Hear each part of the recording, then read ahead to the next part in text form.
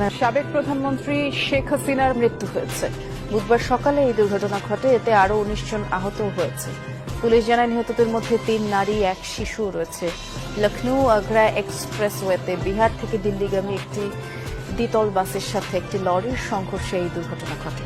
আহতদের হাসপাতালে নেওয়া হয়েছে, বেশিরভাগের অবস্থাই আশঙ্কাজনক। কি অবস্থায় আছেন শেখ হাসিনা হয়তো আর জীবিত নেই, তিনি মৃত্যুবরণ করেছেন।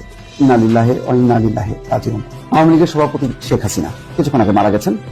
এখন ব্রেকিং নিউজ হচ্ছে, কোনো অনলাইনে ইতিমধ্যে পর্যন্ত আর ফেরা হলো না। হাসপাতাল থেকেই চিরনিদ্রায় এক সময়ের দাপুটে নেতা, আলোচিত সমালোচিত সাবেক প্রধানমন্ত্রী। তিনি বাংলাদেশের সাবেক প্রধানমন্ত্রী শেখ হাসিনা। শেখ হাসিনার মৃত্যু আর চাপিয়ে রাখা সম্ভব হয়নি।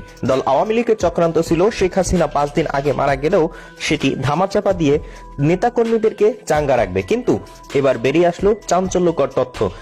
ইন্ডিয়ার গণমাধ্যম থেকেই প্রকাশিত যেই ট্রেন দুর্ঘটনা ঘটেছে সেখানে উপস্থিত ছিলেন শেখ হাসিনা এবং তিনি হসপিটালে চিকিৎসাধীন ছিলেন এবং সেখান থেকেই তিনি দুনিয়ার মোহ ত্যাগ করেছেন।